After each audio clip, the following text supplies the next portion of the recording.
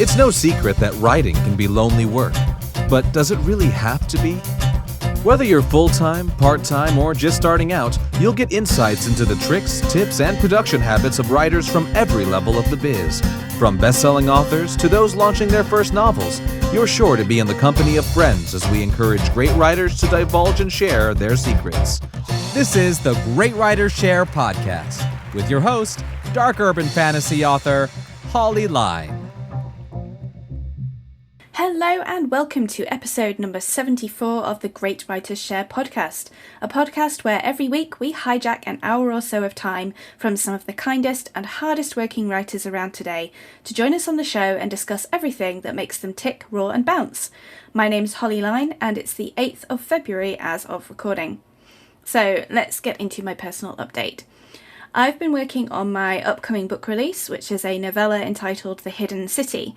It's comprised of 3 parts that were originally released last year in a series of anthologies.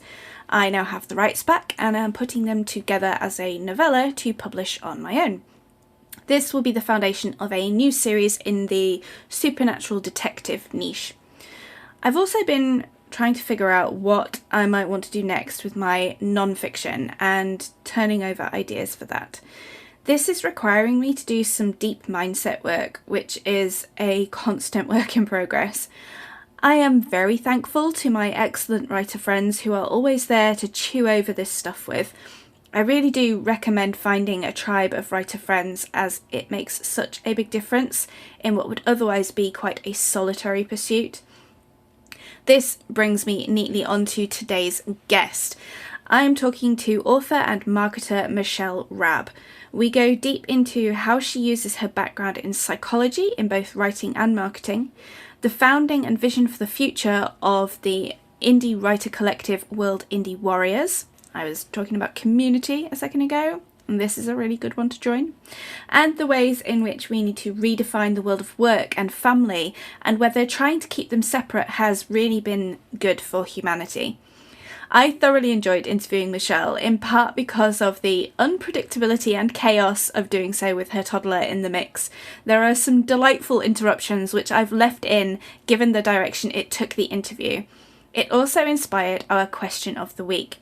What does professionalism mean to you? I had some really nice responses. Brett says, professionalism has changed somewhat over the course of the last year.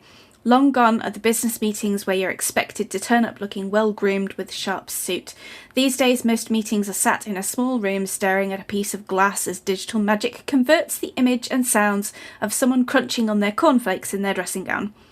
It comes with some great advantages though. No one can use the I left it at home excuse anymore, and things are much more fluid as we no longer have to wait because you can just pop into another room for a moment and come back with the resources you need. Jen says, for me, professionalism is all about having the ability to appropriately manage your reactions to the things that don't go well in the same way you manage your reactions to the things that do go well. How we deal with struggle, conflict or disappointment often speaks more to our professionalism than anything else. This was a really surprising response and one that really resonated with me, so thank you, Jen. And our very own Dan Wilcox says, professionalism for me means removing the self from the larger decisions. If a professional puts a book out into the market and it doesn't sell well, they can analyse and reassess and learn from whatever mistakes were made along the way, looking at each part of the process like rusting wheels in a machine, whereas an amateur might be more inclined to accept the failure, unable to see the bigger picture, and assume that they are the problem from the get-go. Yeah, so thank you very much for those responses.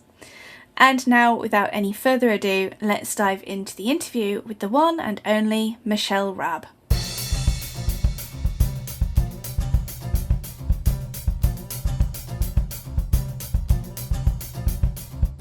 Michelle Raab is not the biggest fan of talking about herself unless you ask her about what her current passion project is. Then she'll talk your ear off. If she's into something, she's all in. She's currently working on a sci-fi dystopian novel, has founded a group of indie creatives called the World Indie Warriors, is a branding and marketing consultant for indie creatives and freelancers, and is a middle-aged mom of a preschooler. So yeah, she's tired. I can relate. She holds a doctorate in psychology, does photography, and loves to play with graphic design. She loves fantasy and sci-fi and sappy love stories. Her favourite trope is friends to lovers, which is by no coincidence how she found the love of her life. Oh, that's so sweet. So, welcome to Great Writers Share. Thank you. Thank you so much. So, can you start us off by telling our listeners a bit about your writing journey? My writing journey. So, I guess I'm the cliche rather than the exception of the rule. I've been writing my entire life. I think my first poem I dictated to my mom when I was 8 years old. She read me an Edna St. Vincent Millay poem. And so I dictated to her a poem in the style of, and I don't even remember it. My mom has it somewhere, I guess. But yeah, that would be my first poem. And I've been writing ever since. I've always loved stories. It's like every single writer you ever talk to. I have always loved stories, and I've always been making up stories in my head. So I'm an only child, so a lot of my playmates were in my head. So yeah, that's been my journey. Like growing up, that was what I used to like to do. And then in college, I majored in English Lit, and only recently got back into writing after I was in psychology graduate school for about 10 years. So, yeah. Okay. So why dystopian? What draws you to that genre? Yeah. What draws me? Well, so it was, I didn't know, it wasn't until I started trying to, the story came before the genre. This was actually a story I started over 20 years ago, actually. Oh, wow. And my perspective has obviously changed. But it was my asking a question of, at the time was, what happens when you look at traditions and the tradition started with something, but whatever that thing was has now disappeared, and this tradition is just there for no reason. And it has sort of evolved into the questions I'm looking into now is not only looking into traditions for the sake of, well, we've just always done it this way, to people just being very busy doing what they're doing and not really taking the time to think about why. And so I'm just kind of exploring that idea. And as it turns out, if you ask that on a government level and on a societal level, it turns into a dystopian novel. So that's what I'm asking, is what happens when a society is just so busy doing whatever it is that they're doing that they're not stopping to ask why. Why are we doing it this way? Do you, I don't know if I should ask this, do you take inspiration from the world today at all? Oh, absolutely. I'm sure. Yeah, absolutely. Yeah, absolutely. And not any, and it's not any particular government. It's not any particular like political movement or any particular politics that I'm asking about this.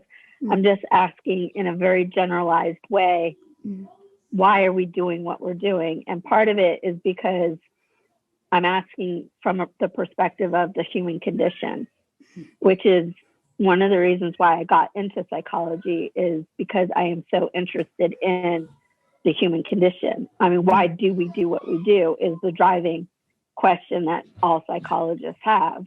And when you start asking that on a larger scale, and you start, that's when you start talking about society. So it's not just because, yeah, there's a lot of stuff going on now. And of course, I'm taking inspiration from that, but it's not just specific to now, although there is a lot of stuff going on that would, beg the question why. But some of the ritualized behaviors that the people go through I actually took from Louis XIV's court and the Tokugawa period of Japan. Wow. So it's not just now, but it's just there are times of upheaval all the time, and it's just, I think it's a good thing to just kind of take a seat, kind of sit back and go, why are we doing this? with Yeah. So are you kind of a student of history then? Do you enjoy looking at the past and the patterns that repeat themselves? Oh, absolutely. Absolutely. It's I'm not a historian. Like I almost majored in history. I was like one or two credits shy of having. We have minors. I hear in the UK you do not have minors. You only have a major, and that's it. You get a single major and you're done. I almost had a minor in history. I was missing like one or two classes. But I am interested in how people basically do the same thing over and over again throughout history. And I could have gone into history as easily as I went into psychology. It's just looking at, the human condition and it from a different perspective, which is, people fascinate me. So, that's why you become a writer too. Is absolutely. I was just thinking, fascinate you. It's just another way to look at people. Either you're looking at them from like events over time, or you're looking at them from an individual level, like psychology, or you're creating them and trying to get inside their headspace. Like if you're a writer, any way you look at it, it's just because you're interested in people. So, yeah, of course. Yeah. Do you find then that you use your psychology degree in, getting into your characters' heads? Oh, absolutely. I cannot, I get into their heads, and I can, I also have examples of how the characters would act like, and their many quirks and contradictory motivations because of one, my understanding of psychology, but also my master's was in clinical psychology. I switched to quantitative for my PhD, but my master's was in clinical. And so I have some really interesting people that I met. And so I can draw upon them as far as like how people might behave in real life and the many, many layers that a person can have. So yeah, I do. And also I like, if you haven't, so for example, you may have a characteristic that a person has, and up to this point, this is how they'll behave, but this is where it becomes problematic and pathological. And so because I have seen where the pathology starts and what that actually looks like and what the dimension is of it, I'm able to draw from that, like how far can you push it before that person is actually, for example, a psychopath versus just being a jerk. like where's that line? Because I have seen that line in people. Yeah. So do you find that comes into play when you're reading as well? Like you could be reading a book and you can see that the author doesn't quite get it. They've made a mistake with, assumptions they make about people, or, does it ever interfere with your enjoyment of a book or anything like that? It can. I am currently reading a book by a famous author who does not get women or the development of women at all. And if he were not passed away, I would probably be yelling at him. But for the most part, I have as good a suspension of belief as the next person. So I'm not, most psychologists nowadays are not like, we're not like judgmental. Like, we're going to judge you on your artistry because we know so much. I mean, to be honest, that takes a lot more work than and I want to be entertained just like everybody else. But on occasion, if someone gets something like completely wrong, yeah, that's going to take me out of it. But not like if it's a minor thing, like, no. I mean, I'm like everybody else. I want to be entertained. So, I mean, it'd have to be pretty egregious. And this particularly famous author, what the mistake he made was particularly egregious. I'm going to ask you when we finish recording. Yeah, so. I'll tell you after what it was. But yeah, it was, yeah, it's just, for the most part, it's not going to bother me too much. Okay. So too much work. As I'm just going to say, it's too much work to be that judgmental. Absolutely. Are there any writers you see getting it really right? I think most writers do. I mean, most writers, most creative people are that I have ever read or ever like met, and I've been blessed to know people like you and other creative people are so sensitive to other people that just intuitively you guys tend to get people, so and most writers do their due diligence as far as, I mean, if you're describing an actual pathology, most writers go through the trouble of actually researching it. Like they would research like whether or not a 19th century woman would wear a corset or not. Most writers go through their due diligence. So I would say that for the most part, everybody, does get because that's what creative people do. They absorb the human condition and then they express it from a very intuitive kind of way. And yeah, so I would say, yeah, of course. And anything beyond that, it's you guys are obviously doing your homework. Good. That's good to know. So thumbs up to you guys. Reassuring. Okay, I want to change tack a little bit and ask you about your other hat, because you say in your bio, and I know because I know you, that you also help creatives out with their marketing. Yeah. I'm guessing that the psychology links in there as well, like the psychology of buying and selling and all of that jazz.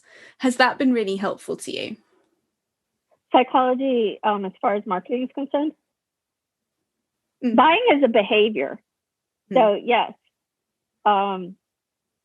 knowing how people work is very helpful for understanding why people would buy something. I mean, it's like any other kind of behavior. Like, why does somebody decide to do anything? And so, yeah, of course, like psychology is very useful. One of the classes I taught while I was in graduate school was a prerequisite for consumer behavior. So it's one of the foundations for marketing is actually psychology. Yeah. Because you have to understand how people work to understand, one, why they do what they do, understand how to quantify and predict and study people's behavior, and then also modify their behavior. And, having been in clinical psychology and then also be in quantitative psychology, that's like the two things that we do is in clinical psychology, you're modifying behavior. I mean, you're predicting it, you're analyzing it, you're trying to figure out what's going on with somebody. And then in quantitative, you're trying to measure it. So they go hand in hand. So it's just one behavior out of many that you could be looking at. Yeah. If that makes sense. Yeah. Yeah. So for authors, what can we do to, without a psychology degree and doctorate, how can we understand our readers and appeal to them? Well, you're a reader, aren't you? Yeah. So start there. Mm-hmm. Try to, if you come at it as not as the author trying to sell to a reader, but if you're coming at it from the perspective of being the reader and what would appeal to you, where would you see a book? Why would you get interested in a book? Who recommends the book to you? Where do you get your books for your to be read list? Why do you choose one book over another book? If you start with yourself and people like you, that's where you're going to start getting more insight into people who and how readers behave. Because 9 times out of 10, your target audience is going to probably be a lot like you, because you're writing the story that you would want to read. Mm-hmm. Right? I'm just guessing. I'm not using my psychology here. I'm just guessing. I'm not like, Yeah. But where would you, I'll ask you that. Where do you find your books to read? Well, I have come to realize in my years of doing this that I am not a typical consumer. Okay, tell me. So I know I'm a little different. Like, I like covers that stand out rather than covers that blend in, whereas it seems to be from the bestsellers lists, most consumers like covers that all look the same. Okay, let's talk about bestsellers for a second. Bestsellers are a certain group. You're probably a niche. Are there other readers like you who would fit into the niche? I would hazard to guess that there's probably a subgroup of people who are like you and who would like your book and who would like the cover that stood out more, because it's not like every other book on the bestseller list. You know what I'm saying? Yeah. Because, for instance, like me, there's a lot of stuff that if it's like every other thing, it's going to turn me off. I want something that's quirky. I would rather have a book with a few more typos and a few more grammatical whatevers that I will ignore, and have a slightly more quirky take on something than to have something really polished. Because that's just the kind of person I am. But then I would gravitate more towards the indie writer. So when you're thinking about it, are you really targeting the bestseller market, or are you targeting the niche market? And what are those people like? And are they typical? Probably not. So, those are the things that you have to keep in mind too, is like, when you're thinking about the bestsellers, a lot of the quirkiness gets kind of like mushed out because it's like you're appealing to like the masses. So like anything that's what I think is fun and different and, fresh, kind of gets mushed away when it gets mass marketed. Versus like the indie people. The thing that I love about indies, I'm just going to tell you, and I don't care if this is off topic or not, but I'm just going to go here. I'm going to go there. Okay. Is that the thing I love about indies is that indies are not afraid to just go there and like be quirky and try out new things and combine genres and try out new tropes just because they can. And even if it doesn't quite work, it doesn't matter. At least they tried. And I love that, because I am so sick of entertainment by focus group. And don't get me wrong. I like entertainment by focus group because that's fun. And, sometimes you got to just turn your mind off. But like a lot of times I want something that's just going to, not be entertainment by focus group and be a little quirky and have a few more typos, but who cares? And so, you have to think about when you're thinking about that sort of thing, who are you actually trying to appeal to? Is it the masses or is it a specific niche market? Yeah. And if it's niche, then it's probably going to be more specific, and standing out might be the thing that you want to do. Yeah. I would say that certainly in my genre, and obviously I can't speak really for anyone else's, but when I look at like the Amazon top selling books in my genre, they're almost all indie. I mean, the indie market has exploded in genre fiction, and it's obviously it's going to be different in literary fiction and some genres. But yeah, and I think it's interesting because there is so much emphasis in certain circles anyway of, writing to market and, this sort of push, I guess, to be indistinguishable from the traditional books. Maybe that is one marketing strategy that you can do. You can do that and you can chase the market. My only concern on that would be the market changes so fast that it would be hard to keep up with it. And so I don't know how sustainable that is in the long run.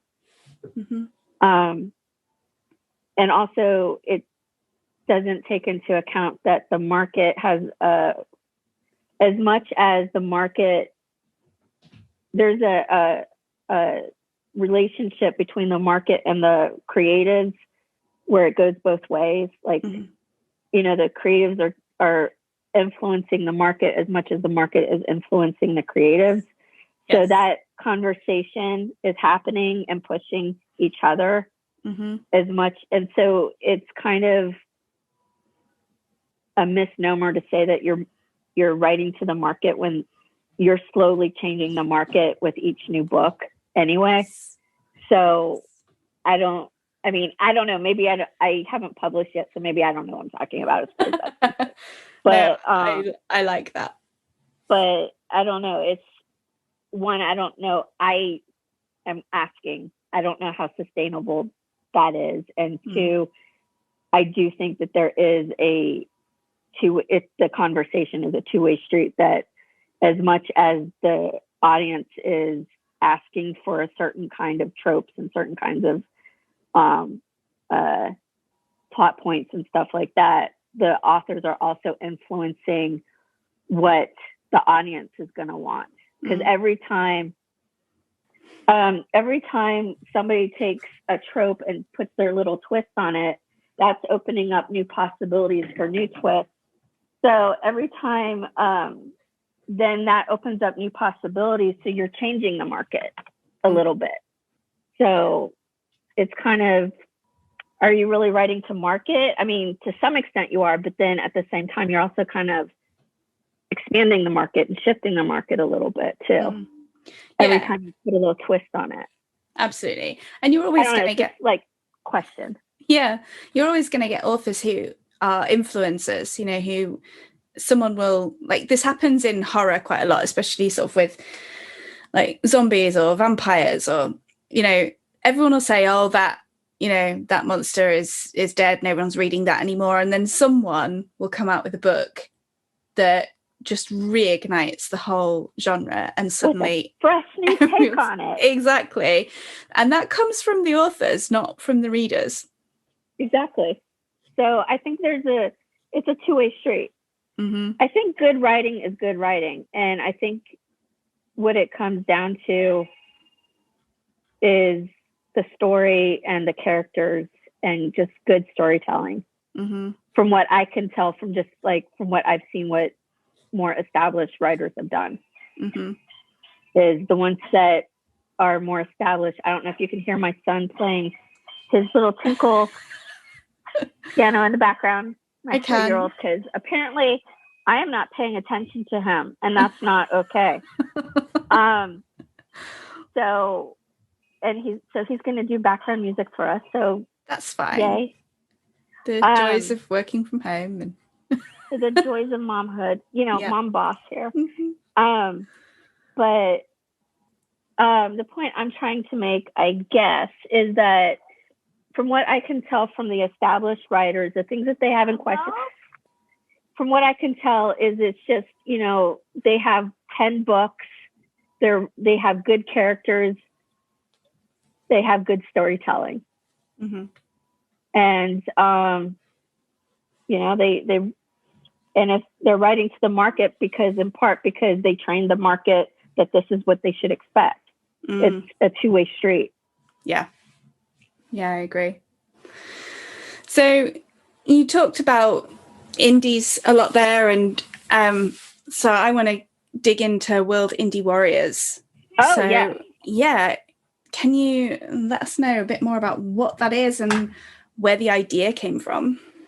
Where the idea came from. So I thought one of the things that I was thinking was that one of the strengths that mass media has is that they have a network that they built because it is themselves. Mm-hmm. They are one big company, so they have their own network of themselves. Mm-hmm. Well, there's this cool thing called crowdsourcing. Yeah, it's yummy juice. And so you could replace that with people and crowdsourcing, Mm-hmm. right? So I was in this group chat with other indie writers, and we did some promotion together, and I thought, hey, this might be an opportunity to actually grow something and grow a network. Mm-hmm. Plus, I always had this long time dream of having like a salon, 1920s salon with like artists in my living room and being able to talk to like creative, fabulous people and having interesting conversations and stuff like that.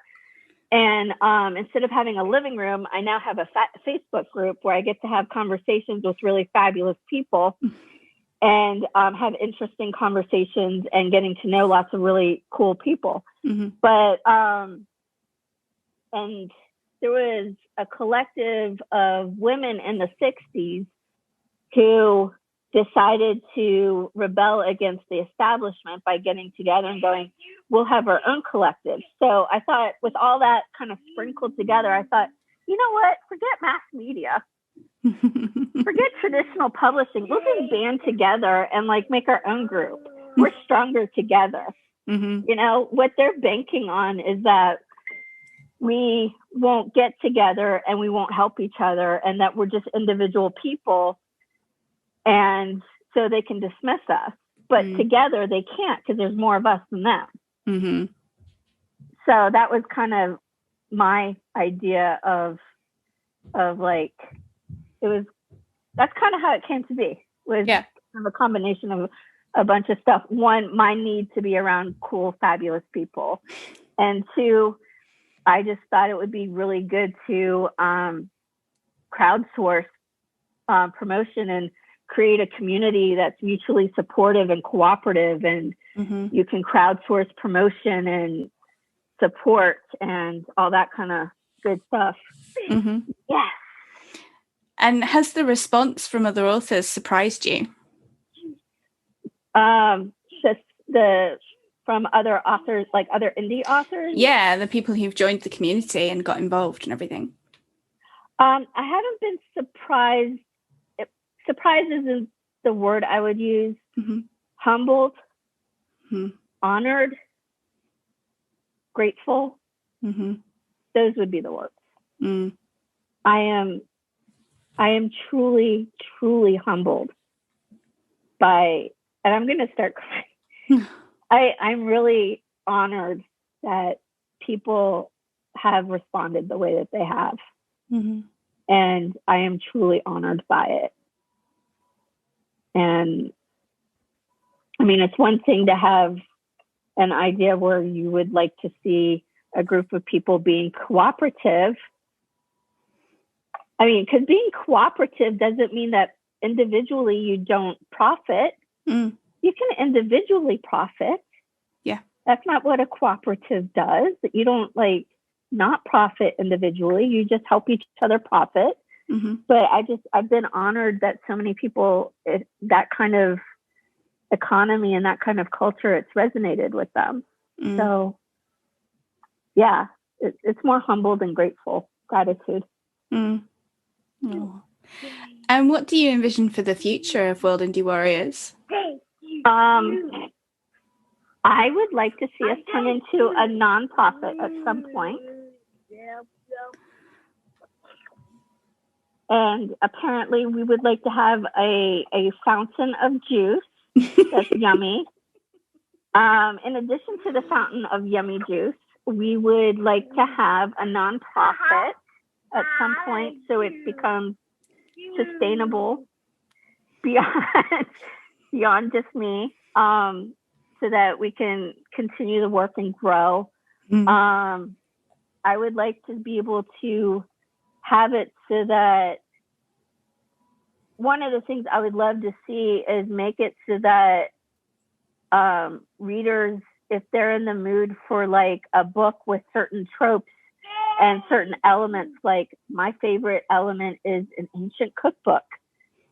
You know how hard it is to find books with ancient cookbooks? That's not a common search term. And yet it's like my number, like if you have an ancient cookbook in your book, I'm probably going to read your book. And so, yes. Oh, yes. He just wants to play and be a part of this. And he's saying, yeah, why don't they just advertise? No. So, I mean, that kind of thing, like I want to bridge the communities of readers and creatives. And I want to be able to make it so that it's a sustainable community beyond. Yeah. Yes. And so that people like my son, if he happens to want to become an artist, he will have a community that can support him. Yeah, absolutely. So yeah, if you have a group of authors who, you know, if they come across a reader who is looking for that trope and they can say, oh, there's this book by this other author you might like. Right. That kind of recommendation, that feedback that you get when you have a group of people. Yeah, wouldn't that be amazing? Like being able to find, because I mean, and also the other thing I would like is like have a place for readers to be able to say, hey guys, how about you indies have an easier time being able to shift gears on your creative process? How about do a little bit of this kind of thing with your work? Have you thought about including ancient cookbooks in your work? I'm just saying, I'm putting it out there. Get some ancient cookbooks. It's going to be the next most popular trope. I hope so, man. Going to be a thing. I would totally dig that. But I would love for it, like, to be able to have a place where readers and writers could come together in a community and like have a conversation about art, because I don't think art is complete until it is consumed. I mean, a writer writes, and I don't think that story is complete until a reader reads it. Yes. Oh, I completely agree. You know what I'm saying? So I think to close that loop, it would be really cool to have a community where writers and readers could come together and like talk. You want more juice? Okay, let's get you some more juice. So So what advice do you have for work-at-home parents? What advice do I have for work-at-home parents? I have no idea. I just go one day at a time.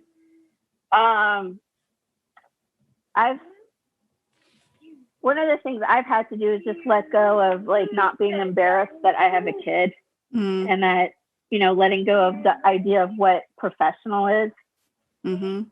You know, like, is it unprofessional that I have a child who is now participating in this interview? Am I being an unprofessional writer, marketer, because I have a child who's going to be, you know, Zoom bombing and, you know, demanding juice in the background? And before the pandemic, I might have said, yeah. Now, I don't care. Everybody's at home. So we want more juice. There was a great phrase you used in an Instagram post recently. You said about it's not so much work-life balance as work-life blending. Right. I love that. Oh, thank you. It's not original to me. Oh, isn't it? Oh, I was totally ready to give you credit there, Michelle. No, I'm not going to take credit because it's not mine. But I will take credit for spreading it. Fair enough. But yeah, I think that's basically what it's all about, because, well, what I've been thinking about, because I think about these things, is before the Industrial Revolution and before, you know, we had the revolution of going into the city for the you know, day worker kind of thing. Our work was our home. Like the blacksmith went next door to the smithy and worked there, then went home for lunch by walking 3 feet and then went home. And then the kids would come over, say, hey, Dad, how you doing? And then would, you know, and nobody thought anything of it. And I don't know why that is having it so that it's professional, air quotes, to not have a life, whether you have children or furry babies or any kind of life outside of being a worker bee. This has been the anomaly, not the other way around. Here is your juice. There's your juice. There's your juice. Drink with good health. Yeah. So it's more the anomaly that we have to pretend like we're automatons in the white shirt with the tie and the button-down shirt, than it is that we are full people who have lives with dogs and cats and children and not children and parents and whatever it is that is our life. That was more human history than what we're doing right now. So I think we need to re-examine what our expectation is of what it means to be a professional. If only because of that, because work and life separation was not working. And work-life balance was not working. People were not balanced. No. And I'm not particularly stressing about whether or not my son is like part of this interview, because I mean, if people don't like it, then they're not your people. They're not my peeps. You Yeah. know, I mean, if you don't want a marketer who has a child who, you know, Zoom bombs, then I'm probably not going to be your marketer. I mean, because I'm not going to care if your child Zoom bombs or if like your mom Zoom bombs, or, you know, I don't care. I mean, you know, it's not going to, thank you for that. That is frozen juice. So, but I was thinking about that recently though, that it's only been a blip in human history that we've had to pretend like we're automatons. And so I don't know. I don't think it's working particularly well for us. No, I think with mental health spiraling and, just people are a mess. People are a mess. And he doesn't want, he's objecting to my taking away the defrosting. In case your listeners would like to know why he's objecting, I'm taking away the frozen orange juice that's defrosting away from him. Because I'm afraid he's going to squeeze it and it's going to go all over the place somewhere. That's fair enough. You have juice. My big hope that, for something positive that can come out of this year is, restructuring, a re-examination of what work looks like. And I feel like that's happened, certainly in some places and some industries. It has. I think it has in some places and industries.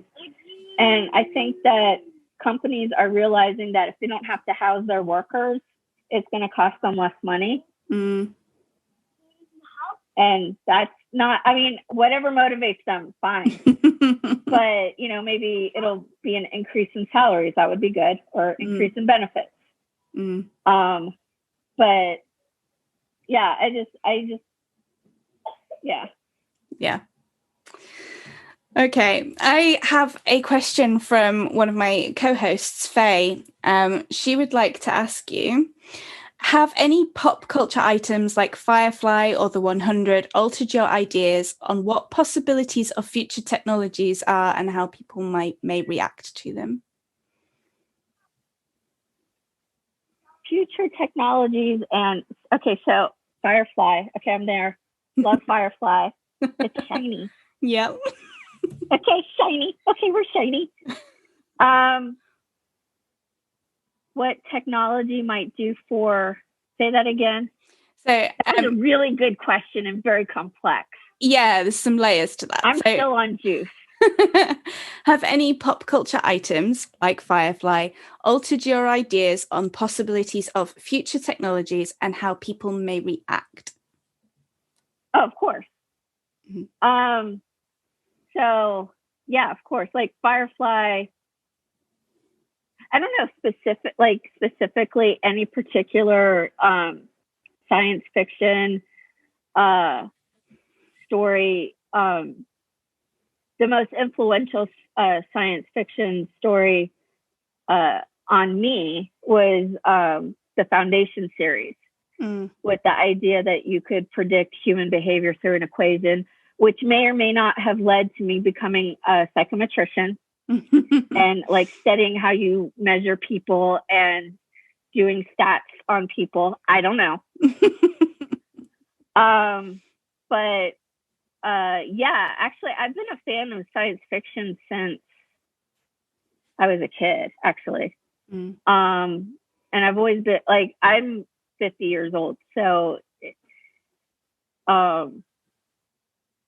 since the 70s, it was the heyday of Star Trek rerun, the original series Star Trek reruns and stuff like that. The possibility of how we react to technology.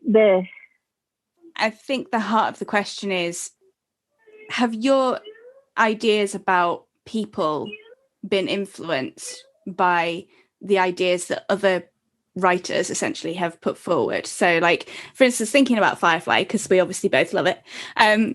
You have the Civil War over control, and you've got the Rim where technology is quite basic. It's very for those who don't know, it's a Western in space.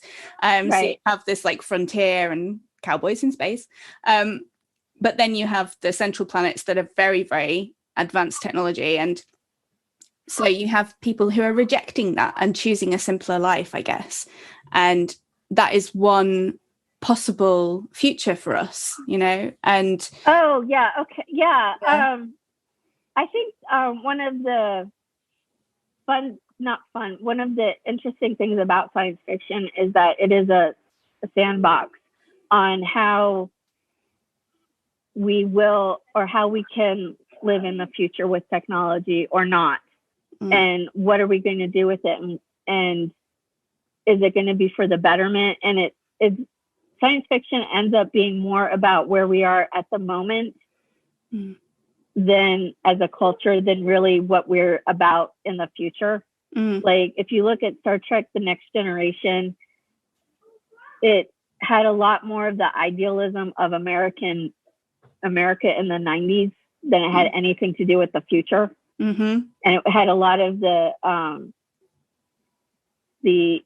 idealism that America had in the 90s that was more part of American culture at that time than anything having to do with the future. So I think in some respects, science fiction is more of a way to communicate the now to ourselves than what we're going to be doing in the future. At the same time, it has proven to be a predictive tool of what is possible as far as where our science and technology can take us and what some of the ethical issues will be brought up because of it, which I think is an important thing to think about. Like, what is life? Like, as far as like, if you look at Philip K. Dick's books on the androids, I mean, are they alive? They think they are. But humans didn't. But is it unethical to kill them? I mean, and that was kind of one of the questions he was asking. So it's, I think it's, in some respects, it's a good exploration of what is possible in the future, but then it's also a really strong critique of what is going on in the now. And it's a lot easier to talk about what's going on in the now framed in the future. Yes. Yeah. Because people will, apparently it's still juice time. People will accept it more if it's distant, either in the future or in the past. Yeah. If it's not like in your face right now, people are, so. Yeah. Yeah, I'd agree. And I think it's a more subtle way of making a point, because you'll have a whole load of people who just don't get the point. Like, they just enjoy it on a very surface level, and that's a legitimate way to enjoy entertainment. Yeah. But then you will get the people who think critically and, assess their situation from watching something like that. Right. So it's clever. I think and fiction does that. No, it's not just sci-fi, is it? Lots of different genres do that for us. Historical fiction does the same thing. Romance does the same thing. It brings up, I mean, even the most tawdry, ripped bodice, I mean, it asks a lot of questions about relationships. And whether it does. It brings up questions about relationships and if you want to go there or not. Yeah. So, or it's just a really fun romp. I mean, pun intended, if you want to go there with me on that. Yeah, yeah. It's just, that's art. That's what art is for. It's either for escape or it's for introspection, and it can be both. Yeah, absolutely. Okay, I have the sort of last question that we ask all our writers on Great Writers Share before we get onto the rapid fire round. Oh, good. So, Michelle Raab, why do you write? Why do I write? Because I feel like connecting with other people. I've got a lot of stuff going on in my head, and I want to connect with other people and find out if that stuff is also going on in their head. That's it. I want to connect with others. I like that. Awesome. Okay. Are you ready for the rapid fire round? Sure, go for it. 10 questions. Don't overthink it. I'm not going to think. I'm on juice. I'm still on juice. Favorite genre to read? Fantasy. Candles or fairy lights? Fairy lights. Print, ebook or audiobook? Audiobook. I have dyslexia. Favorite season? Winter, because I can breathe. Best writing snack? Coffee. A word that makes you cringe. A word that makes me cringe? I don't know. That's fine. We can move on. Sweet or savory? Both at the same time, preferably with a little bit of salt. Nice. Music while you write? It doesn't matter as long as I'm writing. I usually have that in the background. Beach or mountains? By the river. And favorite place to visit? Mountains. Okay, that's 10 questions. Yay! Thank you so much. So, could you let our listeners know where they can find out more about you and World Indie Warriors and the services you offer? Sure. So I have multiple websites because, one must be confusing. My writing website is creative. It's Michelle Raab Writes, like with WRITES, because, I'm creative that way. And then Michelle Raab Marketing, because again, I am creative.com. Both of those are .com because I am, very creative. So, and then World Indie Warriors with an S.org, because again, creative. So you can find us anywhere on those places. Fantastic. Thank you so much. It's been a pleasure to talk to you. I guess I have to go get some juice. Thank you so much, Michelle. Thank you. Bye. Thanks for listening to this episode of the Great Writers Share podcast. Tune in next week when Dan will be talking with Jay Benjamin. A huge thank you to Michelle for donating her time. You can find all of Michelle's links in our show notes. Until next time.